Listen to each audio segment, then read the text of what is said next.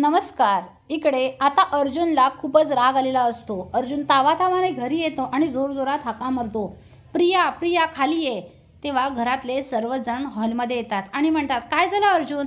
अरे तू एवढा चिडलेला का आहेस? नक्की काय झालं? काय केलं तन्वीने? तेव्हा अर्जुन म्हणतो, कळेलच तुम्हाला आता. खूप तुम्हाला तिचा पुळका आहे ना?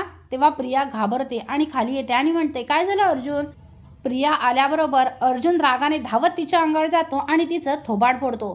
तेव्हा कल्पना, पूर्णाजी, प्रताप सर्वजण हादरतात आणि म्हणतात, अर्जुन काय करतोस तू? हे तू समजतं ना तुला?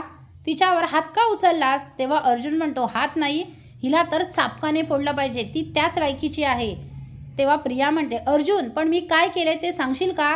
तेव्हा अर्जुन म्हणतो, माझ्या बायकोच्या घरी म्हणजे त्या जनता चाळीमध्ये तूच पत्रकार पाठवले होतेस ना?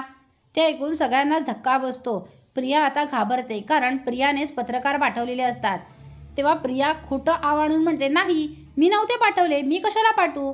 तेव्हा अर्जुन म्हणतो, खोटं बोलू नकोस प्रिया, आता तरी तू मान्य कर, तू ते पत्रकार पाठवले होतेस आणि पाठवलेस तर पाठवलेस आणि त्यांना कोणते घाणेरडे प्रश्न विचारायला सांगितलेस? त्या प्रश्नांची उत्तरं मिसेस सायली काय मी सुद्धा देऊ शकत नाहीस. असले प्रश्न भयंकर, एवढे डेंजर प्रश्न तू त्यांना विचारायला सांगितलेस मिसेस सायलीला? अगं लाज नाही वाटत तुला? असं वागताना अजून किती किती खालच्या थराला जाणार आहेस तू? नाही, बाद झालं. डॅडा मॉम आत्ताही या घरात राहणार नाही. हिने माझ्या सायलीला त्रास दिला आहे. मी आता हिचा कोणताही उर्मटपणा, अरेरावीपणा सहन करणार नाही. हिला आत्ताच्या आत्ता आपल्या घरातून जायला सांगा. मी जोपर्यंत शांत आहे तोपर्यंत, नाहीतर मी हिला हाताला धरून धक्के मारत या घरातून बाहेर काढेन. आता माझी बायको इथे राहत नाही ना, मग हिला काय गरज आहे? ती तिकडे आहे ना सुखात, मग हिला काय गरज आहे तिला त्रास देण्याची आणि पत्रकार पाठवून नको नको ते प्रश्न विचारायची, आमच्या दुःखाची खपले काढण्याची?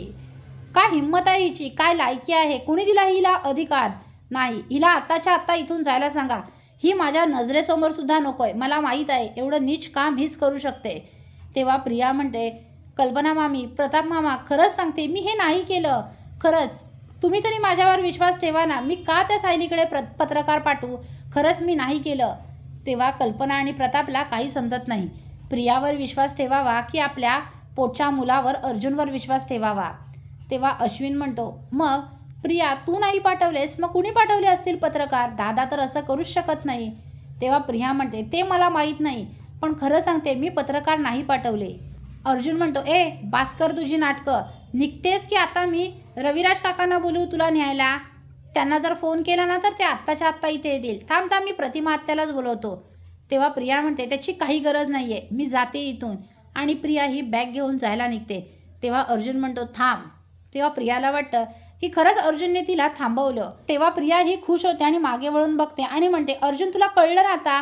मी नाही बोलवले आहेत पत्रकार. तुझा सुद्धा विश्वास बसला ना माझ्यावर? तेव्हा अर्जुन म्हणतो, नाही, अजिबात नाही. तू विश्वास ठेवण्याच्या लायकीचीच नाही आहे. तू जशी सगळ्या पत्रकारांसमोर माझ्या बायकोची लायकी काढायला निघालेलीस ना, आता मी तुझी लायकी काढणार. तू सर्व पत्रकारांसमोर सायलीची माफी मागायचीस. ते ऐकून प्रियाच्या पायाखालची जमीन सरकते. तर आता अर्जुनने प्रियाला चांगली शिक्षा दिलेली आहे. पुढील अपडेट पाहण्यासाठी व्हिडिओला लाईक आणि चॅनलला सबस्क्राईब करायला विसरू नका. थँक्यू.